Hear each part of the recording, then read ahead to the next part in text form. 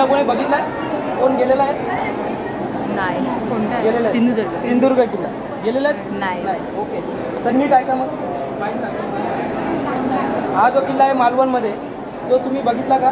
तो देवगड आपला विजयदुर्ग. विजयदुर्ग जर बघितला असेल तो देवगडमध्ये येतो आणि हा मालवणमध्ये येतो. एकच याच्यातले किल्ले कोकणातलेच. फक्त तो किल्ला 12व्या शतकात बांधला होता.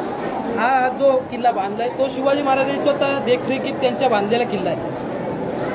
शिवाजी महाराजांनी जे 350 किल्ले जिंकले त्याच्यातून फक्त मोजकेच किल्ले म्हणजे जसं 47 ते 50 एवढेच किल्ले शिवाजी महाराजांनी स्वतःच्या देखरेखीत बांधलेले. तो पण किल्ला नंतर आल्यानंतर त्याच्यात इंटरनल बदल केले शिवाजी महाराजांनी, पण पूर्ण किल्ला बांधलेला असं नाही तो. जसा हा किल्ला त्यांनी पूर्ण किल्ला स्वतः देखरेखीत बांधलेला किल्ला आहे म्हणून. आणि हा किल्ला बांधत असताना शिवाजी महाराजांनी सुरतेवरून जी लूट आणली होती त्यातून 1 कोटी होन, तेव्हाचे 1 सुवर्ण कॉईन जो होता त्याला होन बोलायचे, जसे 1 कोटी होन त्यांनी खर्च करून हा किल्ला बांधला होता. आणि किल्ला बांधत असताना शिवाजी महाराजांना लक्षात आलं की टाईम मॅनेजमेंट आणि जो एक्सपेन्सेस आर्थिक मॅनेजमेंट जे होतं नियोजन ते कसं करावं हे किल्ले बांधणीतून त्याच्यात दिसून येतं की जर याच्यासाठी लागणारा दगड आहे तो बाहेरून जर कर्नाटक किंवा बाहेरच्या आजूबाजूच्या परिसरातून मागवला तर त्यासाठी लागणारा टाईम हा जास्तच आहे आणि त्यासाठी लागणारा खर्च जो ट्रॅव्हलिंग एक्सपेन्सेस होतं त्या तो पण जास्तच आहे. त्यासाठी महाराजांनी विचार केला की इथलाच खडक वापरून इथे आपण त्याला वापरू. त्यामुळे त्यांचं टाईम मॅनेजमेंट आणि हे दोन्ही 1664 साली किल्ला बांधायला सुरुवात केला. 1667 साली किल्ला पूर्ण बांधून रेडी झाला. फक्त 3 वर्षात 48 एकरमध्ये विस्तार केलेला हा किल्ला आहे.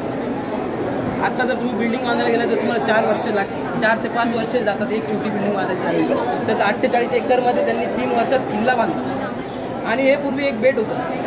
जेव्हा पाणी करत होते आरमारासाठी तेव्हा फक्त हे एक बेट होतं.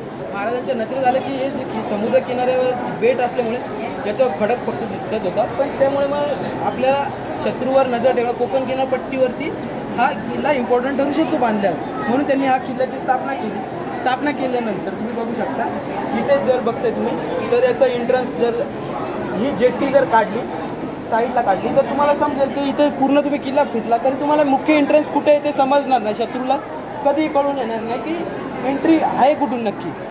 असं त्यांचं बांधकामाचं स्थापत्य होतं. पुढे तुम्ही बघले तर इथून जेव्हा एंट्री करतो तेव्हा तिथे गोमुखी दरवाजा तुम्हाला बघायला मिळतो. जसं प्रत्येक ठिकाणी विजयदुर्गचं जेव्हा बघितलं तर तुम्ही पूर्वी दरवाजा त्याचा सरळ होता. नॉर्मली तिथे एक ब्रिज होता आणि नदी तुम्ही बघितली असेल त्याच्या कॉर्नरला एक नदी होती आणि त्याच्यावर ब्रिज होता. ब्रिज फक्त ते उचलायचे आणि बंद करून ठेवायचे, परत पाडून ठेवा. संध्याकाळी सकाळ झाली की परत पाडायचे. एवढंच तिथे हे होतं आणि मावळे असायचे त्यांचे. पण बाकी जेव्हा महाराजांच्या लक्षात आलं की तो किल्ला तुमचा किल्ला म्हणजे मुख्य दरवाजा जोपर्यंत तुटत नाही तोपर्यंत तुम्ही किल्ला हरत नाही. जोपर्यंत तुमचा शत्रू मुख्य दरवाजा तुमचा तोडून आत येत नाही तोपर्यंत तुम्ही किल्ला हातातून गमावलेला नाही. हे त्याच्या मागचं नियोजन.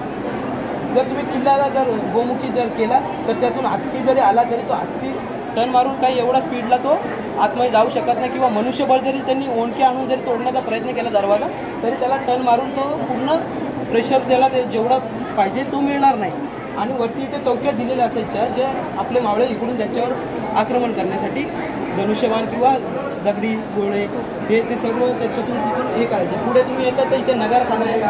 इथे तुम्हाला शिवाजी महाराजांचे हातापायाचे ठसे आजही बघायला मिळतात तुम्हाला. पुढे जायचं तर तुम्ही जरियाचं मंदिर आहे. पुढे तुम्ही जाता तर 2 पांद्यांचं माडाचं झाड होतं पूर्वी. आता ते नाही आहे, वीज पडल्यामुळे ते पूर्ण झालं.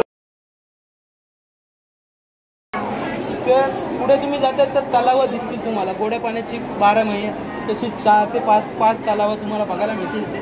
पुढे तुम्ही जाता तर तुम्हाला शिवाजी महाराजांचं मंदिर बघायला मिळतं. शिवाजी महाराजांचं मंदिर असं कुठल्याही किल्ल्यावर नाही आहे. ते इथे बांधलं पण ते शिवाजी महाराजांनी बांधलेलं नाही. ते राजाराम महाराजांनी नंतर जेव्हा निधन झाल्यानंतर ते राजाराम महाराजांनी बांधलेलं होतं. पुढे तुम्ही जाताय तर महादेवाचं मंदिर दिसेल. त्या पुढे जाताय तर तुम्हाला राजवाडा दिसेल. राजवाड्याचा आता जर गेला तर तुम्हाला फक्त अवशेष दिसतात तिथे. पण पूर्वी आम्ही मॅपिंग केल्यानंतर समजलं की तो राजवाडा असावा असं, त्याच्यामुळे तो राजवाडा इथे आहे. पुढे तुम्ही बघताय तर तिथे साखर बाव विहीर, दही बाव विहीर, दूध बाव विहीर आणि एक विहीर इकडे, अशा 4 विहिरी बघायला मिळतात तुम्हाला.